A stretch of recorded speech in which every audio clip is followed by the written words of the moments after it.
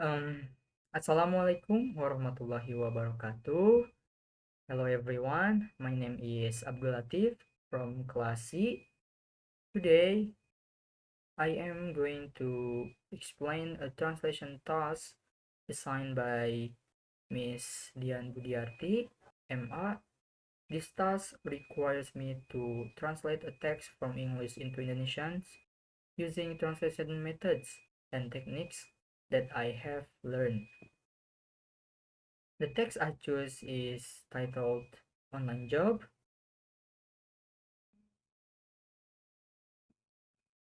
and with search from SideShare which I access via Google Photos. I will first introduce the text and briefly discuss its content before moving on the translation process that and the method and techniques I applied.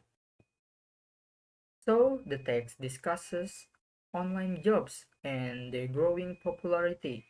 It highlights the benefits of working online, such as flexibility, convenience, and the opportunity to earn a good income with minimal investment.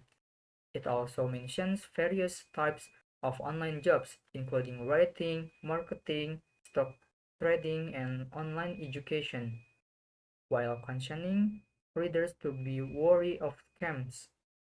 For the translation process, I used several methods and techniques to ensure the translation was accurate, natural, and contextually appropriate for Indonesian readers. Let me explain the steps and choice I made. The first is communicative method. I used this method to ensure the translation would be clear and easy to understand for Indonesian readers. For example, the phrase adding weight to our pocket was translated into menambah pemasukan, which conveys the intended meaning naturally in the target language. And the second is transposition technique. This technique was applied to adjust grammatical structures from English to Indonesian. For instance, the sentence working online has its advantages if we manage effectively was translated into bekerja secara online memiliki kelebihannya jika dikelola dengan efektif. The structure was adapted to suit Indonesian grammar. And the third is modulation technique. I use this technique to change the perspective of certain phrases while maintaining their core meaning. For example, no other job can give was translated into tidak dapat diberikan oleh pekerjaan lain to make it more relatable to Indonesian readers. And the fourth is reduction technique.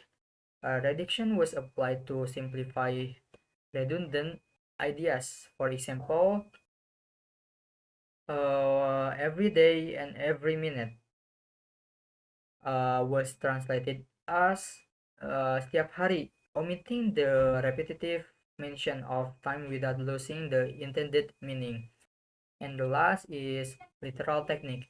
Most of the remaining sentences were translated using the literal technique, where the translation closely follows the structure and wording of the original text.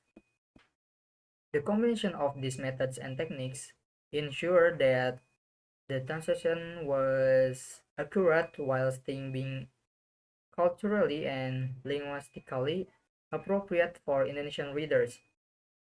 To conclude, this task has helped me to understand the importance of selecting appropriate translation methods and techniques based on the type of the text and its target audience. Translating is not just about converting words, it involves adapting ideas, tones, and structures to fit a different linguistic and cultural context. Thank you for watching, and I hope my explanation was helpful. If you have any questions or feedback, feel free to share them.